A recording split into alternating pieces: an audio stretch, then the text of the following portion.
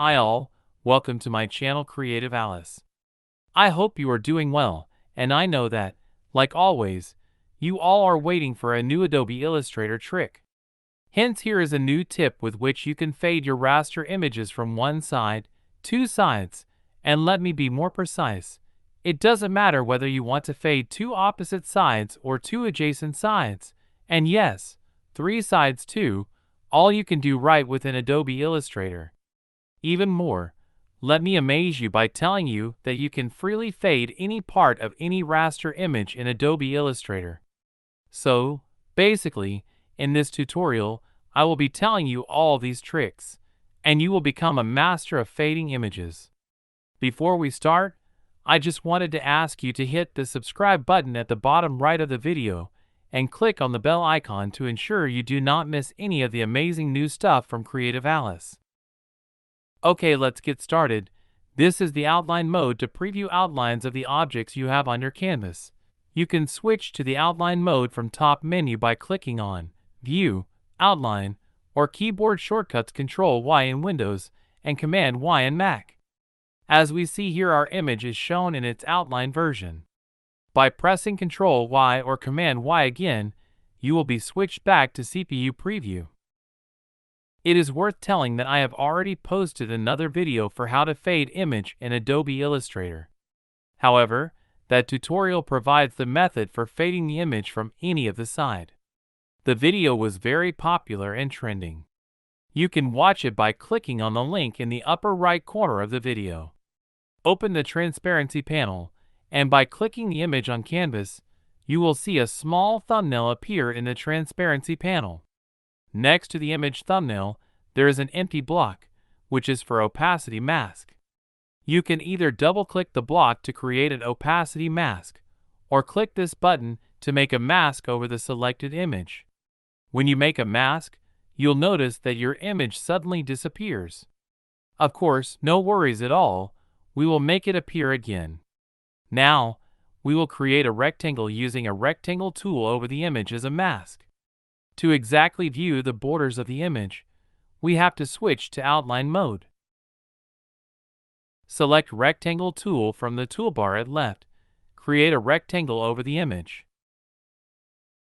Switch back to preview mode, and we can see that our image appears lightly. It's because of the forecolor of the rectangle that we created as a mask. Proceeding further, open Gradient panel, just next to Transparency panel, and click on Black and White Gradient to apply on the mask rectangle. You can notice that it's lightly faded from one side. It's faded from where we have the black color in the gradient bar, and where it is white color, it's not faded. Move the sliders to change the fade areas. You can also enable Gradient tool from the toolbar or press G, and work with Gradient bar on the image.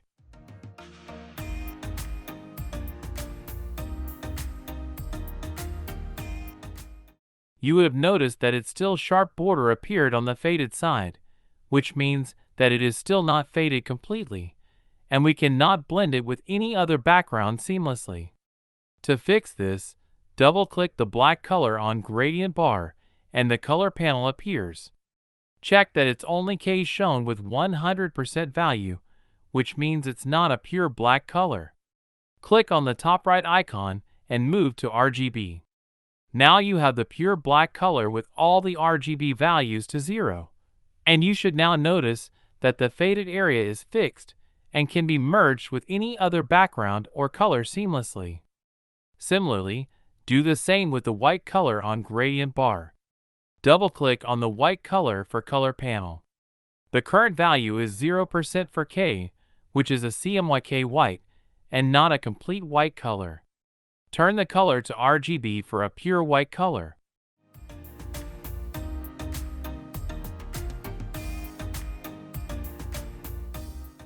Move the sliders to fade in accordance with your requirement.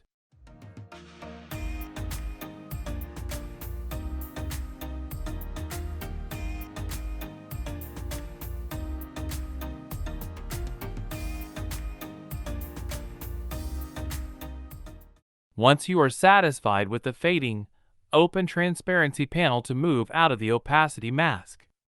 Click on the image thumbnail, and you are out of the image opacity mask to work further. Now, this is the image with one side faded, and you can seamlessly merge it with any other image, or a solid or gradient colors.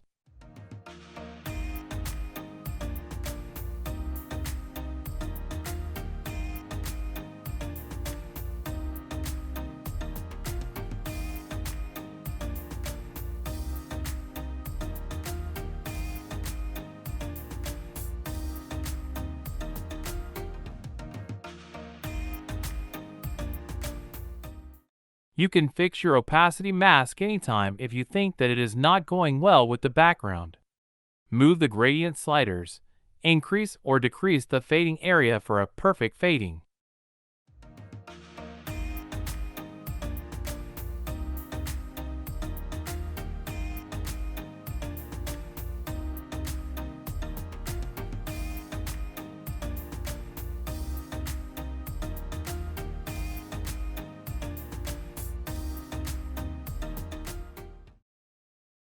You can edit the opacity mask by clicking on the opacity mask block in the transparency panel, and using Gradient tool, you can also change the directions of the fading.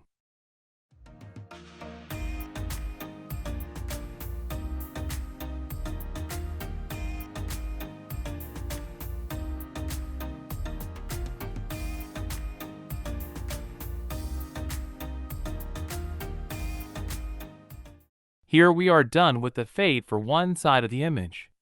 Now, we will look into how to fade the two opposite sides of the image, so we can seamlessly merge other images or backgrounds to both of the sides of an image. To do this, click on the same opacity mask in the transparency panel, then move on to Gradient panel, and here, there isn't much to do for this. Just move the white color on the gradient bar to center, and add another black color by clicking on the gradient bar. And you made it. The image is now faded from two opposite sides. You can see that it's diagonally faded from the two corners. You can increase the faded areas, change the directions, fade vertically or horizontally too. Giving you a bonus tip here, and it's your homework to try by yourself, that you can add more black and white colors on gradient bar to make a stripes faded effects vertically or horizontally, or even in diagonals.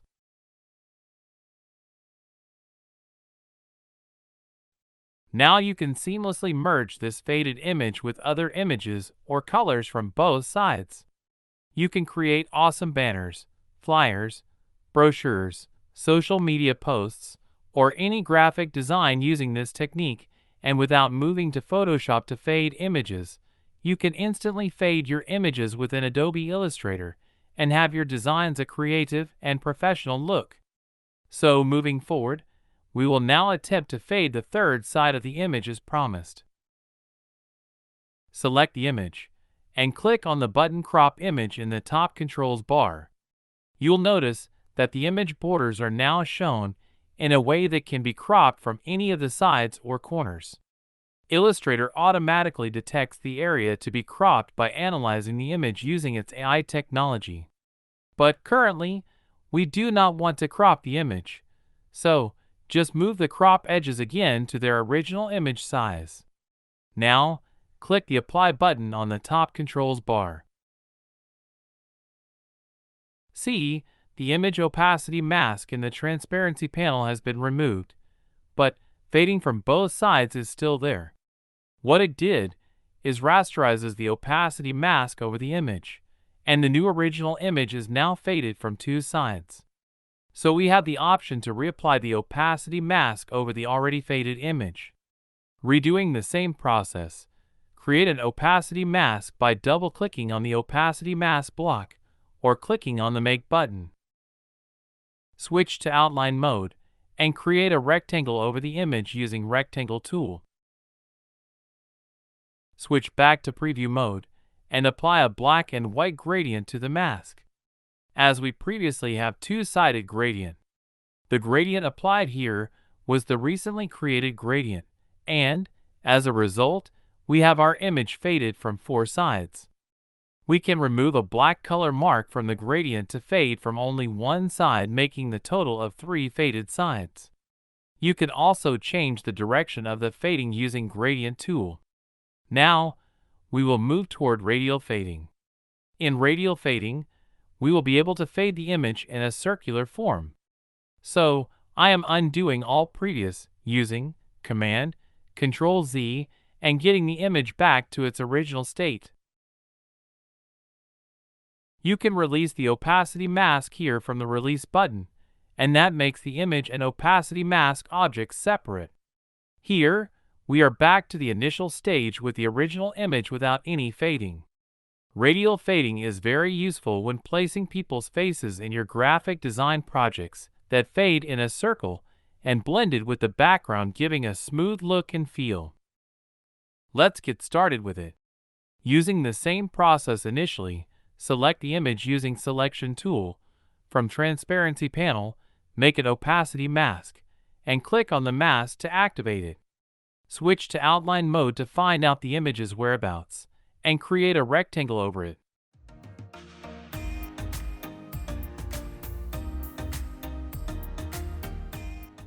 Switch back to preview mode, and here, in the gradient panel, you will notice 3 types of the gradient. We have earlier worked with linear gradient. Just beside the linear gradient, it is radial gradient. Click on radial gradient and check your image. It's faded in a circular form. Using the gradient tool, you can adjust the slider or move the directions, and increase or decrease the faded area. You can also inverse the gradient to fade from the middle of the image. Once you are satisfied with the fading, move out of the opacity mask by clicking on the image thumbnail in the transparency panel. Now, you can merge this image with any background color or even the gradient backgrounds, or can put this circularly faded image to any other image background, and as you see, it very smoothly blends with the backgrounds. Try changing the background colors to see how it looks over different backgrounds and what effects it produces.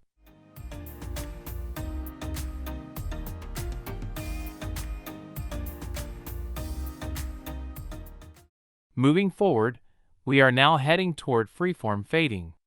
In freeform fading, we will be able to fade any area of the image regardless of the directions or sides. The initial process will remain the same as creating an opacity mask over the image, and as we are already done with it, select the image and click on the opacity mask block in the transparency panel. Then, just move to Gradient panel and click on the third type of gradient, which is freeform gradient. See, there are 4 color points added to the opacity mask rectangle over the image. Double-click the color and select black, and you will notice that the area surrounding the color point is faded. If you select the black color for all the points, the image will be completely hidden.